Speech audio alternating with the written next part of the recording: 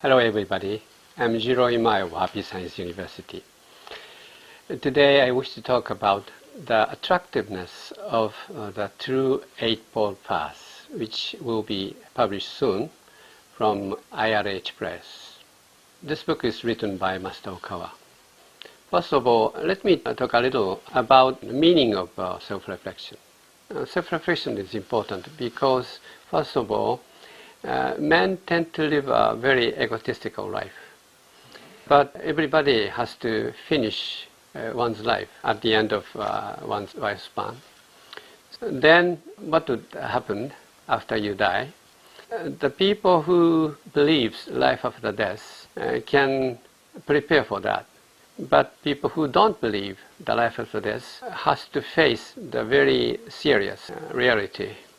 You will be astonished that even if your physical body dies, your soul survives, and you destined to go either to heaven or hell. If you live an egotistical life, you cannot return to heaven. So in some ways in your life, you have to take a close look at the way you live, what you think and what you did. And if you have some regrets in your life, you better repent of your mistakes and the sins you committed. Or if you did something bad to other people, you have to apologize to the person you hurt. But people do not know how to do a self-reflection. So that True Eightfold Path is a most useful and practical way with which you can cleanse your mind. That means that if you do something nasty to other people, this will make a cloudiness on your heart and mind. So some way you have to remove the dots which clouds your mind. So that is the first a reason why you have to do a self-reflection. The secondly, if you do self-reflection, you can learn lessons from either from your success and from failure too.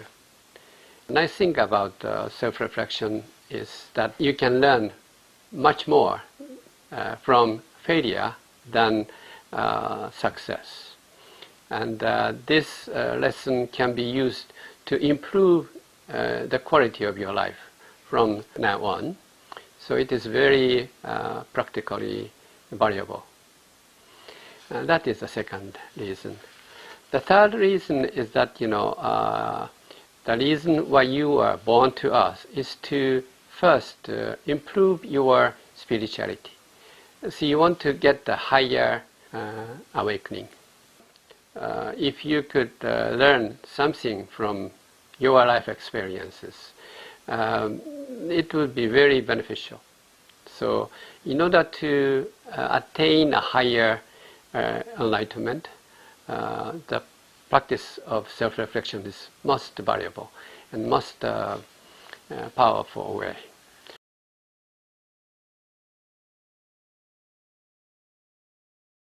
Generally speaking, people doesn't know how to do self-reflection because there is no practical book which guides you to do self-reflection. But this book, the True Eightfold Path, is a very, very practical book which gives you step-by-step instructions that you can follow, starting from right face. That means that you examine what you believe in your mind. Do you believe in God or do you believe in Buddha? And second one is the light view. Light view is your way of seeing things.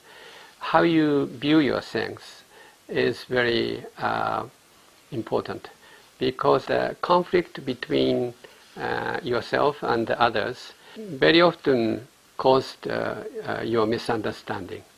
The way you see other people is not necessarily correct.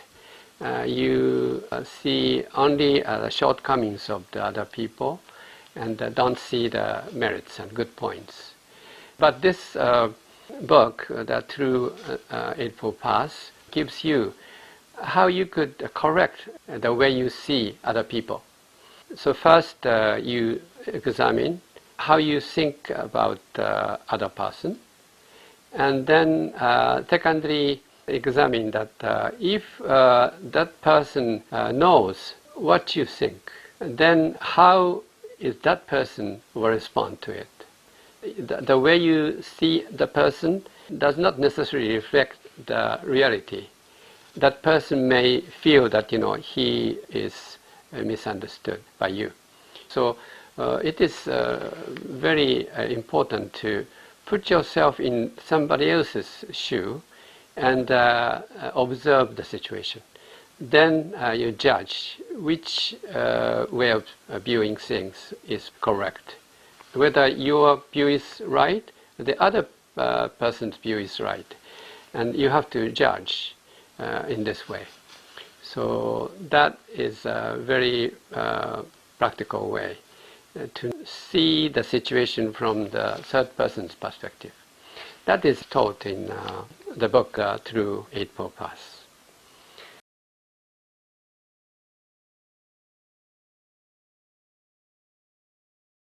In the depths of your mind, there is a subconscious mind. Through subconscious mind, you can attune yourself to your guardian spirits and somebody else's guardian spirit too.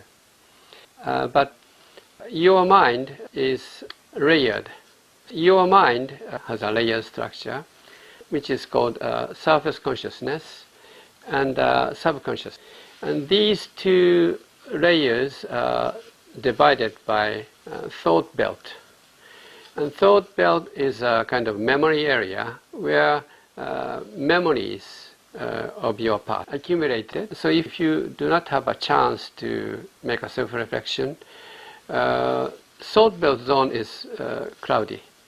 And there is a lot of dots, which hinders the transparency of your mind. So if you do not practice self-reflection, this cloudiness prevents the communication between the surface consciousness and the subconscious. But if you remove the dots from your mind becomes clearer and clearer, and you receive very sensitively inspiration from your guardian spirits and other heavenly spiritual beings. So even if you do not know the true reason why you have a problem, through a self-reflection you can be inspired by your guardian spirits. And guardian spirits tells you as a kind of inspiration the true reason of the problem of that person. So self-reflection is very valuable, very strong tool to know the profound insight from the depths of your mind. And that comes from your guardian spirits. So I think that is the reason why.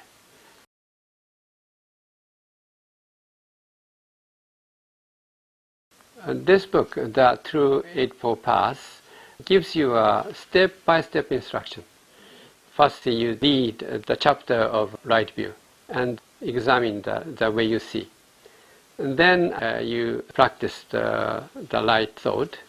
And the book tells you how to examine your way of thinking, way of speaking, way of acting. You simply read the book and follow the instruction. Then you can know. And there are clear instructions on the book. Eightfold Path is not one practice of a particular term. For example, you don't practice only the right view. See, for example, it's like a safety box. You try to open the safety box, turning the dial. 3 to the right, 30 to the left. You turn the dial. And if you choose the proper number each time, after you turn the dial 8 times, you can open the safety box. Likewise, you see that if you do this, finally you can open the box. And it's not, of course it happens sometimes during the practice of Eightfold Path. You are given kind of a hint as an inspiration from heavenly being. But very often that the result or the conclusion comes at the very last of the Eightfold Path. So I don't ask the participants anything. How is your discovery? What's going on with you? I don't ask that question. I wait until the end of the session, because they are in the process of opening the safety box. So you have to wait until the end of the session.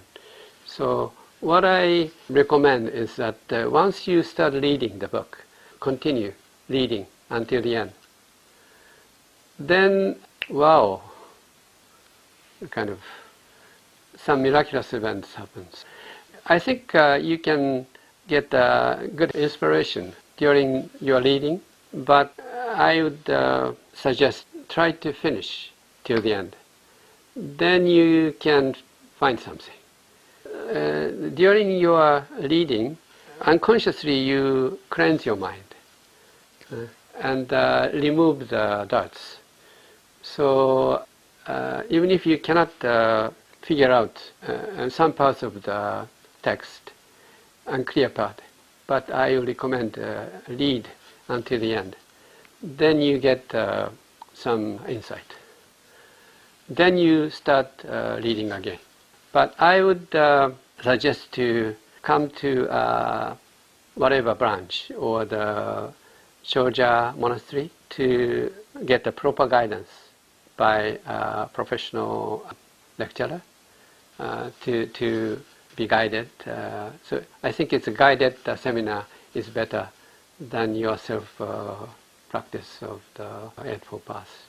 The book is very valuable, but in order to make it very effective, for example, the way you breathe in and breathe out, how you concentrate your mind is also very important. And you need a special instruction to practice this breathing technique properly. And also the atmosphere of the branch or the monastery is also very important. So reading a book is one thing, but doing the real practice of the self-reflection is the other.